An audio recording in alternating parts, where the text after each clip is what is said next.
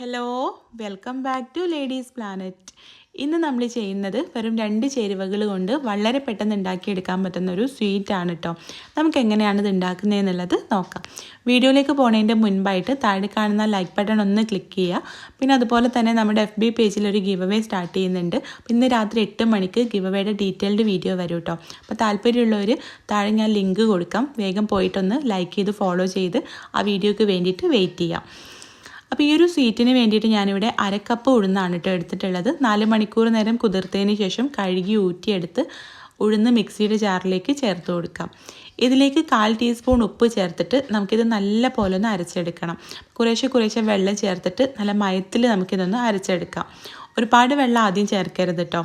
അരക്കാൻ ആവശ്യത്തിനുള്ള വെള്ളം ചേർത്ത് കൊടുത്താൽ മതി. ഞാനിപ്പോൾ ഇത് നല്ല പോലെ ഒന്ന് അരച്ചെടുത്തിട്ടുണ്ട്. ഇതിലേക്ക് 1/2 കപ്പിലും കുറച്ച് കുറവായിട്ടാണ് കേട്ടോ വെള്ളം ചേർത്തിട്ടുള്ളത്. ഈ ഒരു മാവിൻ്റെ പരുവെന്ന് പറഞ്ഞാൽ കുറച്ച് വെള്ളം എടുത്തിട്ട് അതിലേക്ക് ഇതുപോലെ മാവ് ഇട്ട് കൊടുക്കുമ്പോൾ മാവ് വെള്ളത്തിൽ പൊങ്ങിക്കിടക്കണം കേട്ടോ. അതാണ് മാവിൻ്റെ പരുവം. ഇനി നമുക്ക് ഇതിലേക്ക് വേണ്ടത് ശർക്കരപ്പാനിയാണ്. ഞാനിവിടെ 4 പീസ് ശർക്കര 1/2 കപ്പ് വെള്ളം ചേർത്തിട്ടൊന്ന് മെൽറ്റ് ചെയ്തെടുക്കുകയാണ് കേട്ടോ.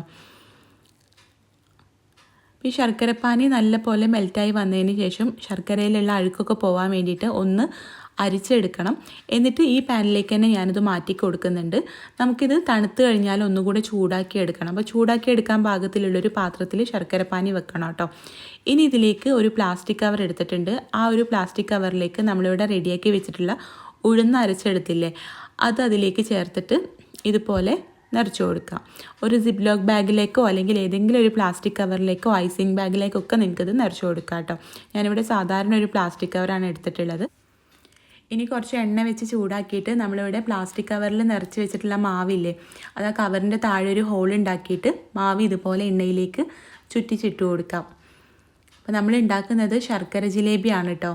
നമ്മൾ സാധാരണ ശർക്കര ജിലേബി നേർച്ചയോ പൂരൊക്കെ ഉണ്ടാകുന്ന സമയത്താണല്ലോ വാങ്ങിക്കുന്നത്. നമ്മുടെ വീട്ടിലുള്ള ഒരു 2 ചേരുവകൾ വെച്ചിട്ട് വളരെ പെട്ടെന്ന് നമുക്കിത് ഉണ്ടാക്കിയെടുക്കാവുന്നതേ ഉള്ളൂ. അപ്പോൾ നിങ്ങളൊന്ന് ട്രൈ ചെയ്ത് നോക്കണം കേട്ടോ.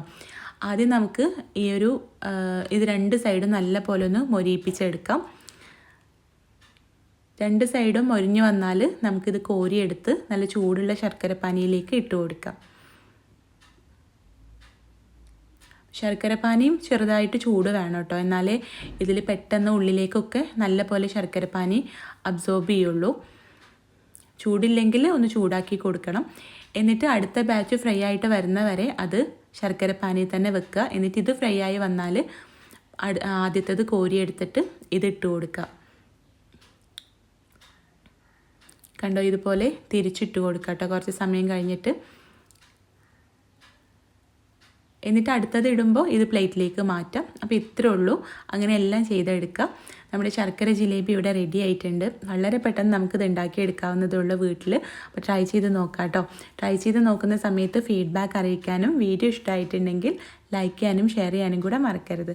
അപ്പോൾ നമുക്ക് അടുത്ത നല്ലൊരു വീഡിയോ ആയിട്ട് കാണാം. താങ്ക്